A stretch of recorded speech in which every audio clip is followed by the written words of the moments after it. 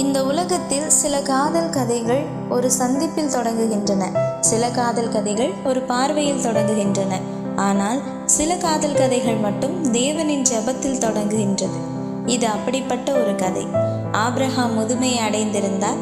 தேவன் கொடுத்த வாக்குத்தத்தத்தின் மகனான ஈசாக்கு வளர்ந்து பெரியவனாயிருந்தான். ஆனால் அவனுடைய வாழ்க்கையில் இன்னும் ஒரு அத்தியாயம் எழுதப்படவில்லை.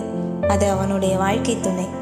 ஒரு நாள் ஆபிரகாம் தனது விசுவாசமுள்ள ஊழியனை அழைத்து, என் மகன் ஈசாக்கிற்காக தேவன் தேர்ந்தெடுத்த பெண்ணை தேடி வா என்று அனுப்பினார். அது ஒரு சாதாரண பயணம் அல்ல, ஜெபத்துடன் தொடங்கிய பயணம். நீண்ட நாட்கள் பயணித்த அந்த ஊழியன் ஒரு மாலை நேரத்தில் ஒரு கிணற்றருகே நின்றான். அவன் வானத்தை நோக்கி ஜெபித்தான். கர்த்தாவே, நீர் ஏற்படுத்தின பெண்ணை எனக்கு காண்பியும். நான் தண்ணீர் கேட்டபோது எனக்கும் என் ஒட்டகங்களுக்கும் தண்ணீர் கொடுப்பவளே அவளாக இருக்கட்டும். அந்த ஜெபம் முடிவடைவதற்கு முன்பே ஒரு இளம்பெண் வந்தாள். அவள் பெயர் ரெபேக்காள். அவள் தண்ணீர் எடுத்து வந்தாள். அந்த ஊழியன் கேட்டான், எனக்கு கொஞ்சம் தண்ணீர் தருவாயா?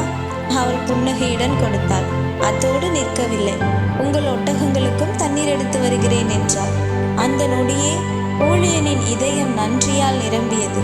ஏனென்றால் அவன் ஜெபித்த அடையாளம் அவளுடைய வாழ்க்கையில் காணப்பட்டது. அது அழகின் அடையாளம் அல்ல, அது குணத்தின் அடையாளம். சில நாட்களுக்கு பிறகு ரெபேக்காள் ஈசாக்கை சந்திக்க பயணமானாள். அதே நேரத்தில் ஈசாக்கு வயல்வெளியில் தியானித்துக் கொண்டிருந்தான். தூரத்தில் ஒரு பயண கூட்டம் வருவதை அவன் கண்டான். ரெபேக்காளும் அவனை பார்த்தாள்.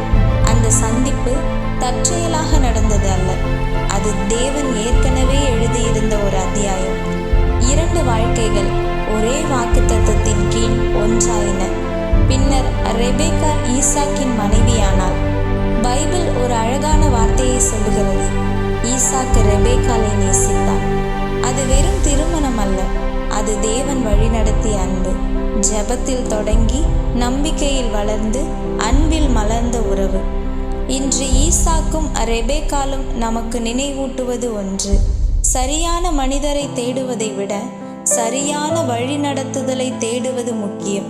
ஏனென்றால் தேவன் ஏற்படுத்தும் உறவுகள் வெறும் உணர்ச்சியின் மீது அல்ல, அவருடைய சித்தத்தின் மீது கட்டப்படுகின்றன. அதனால்தான் பைபிள் சொல்லுகிறது, உன் சுய புத்தியின் மேல் சாயாமல் உன் முழு இருதயத்தோடும் கர்த்தர் மேல் நம்பிக்கையாயிருந்து உன் வழிகளிலெல்லாம் அவரை நினைத்துக்கொள், அப்பொழுது அவர் உன் பாதைகளை செவ்வைப்படுத்துவார். ஆமென்.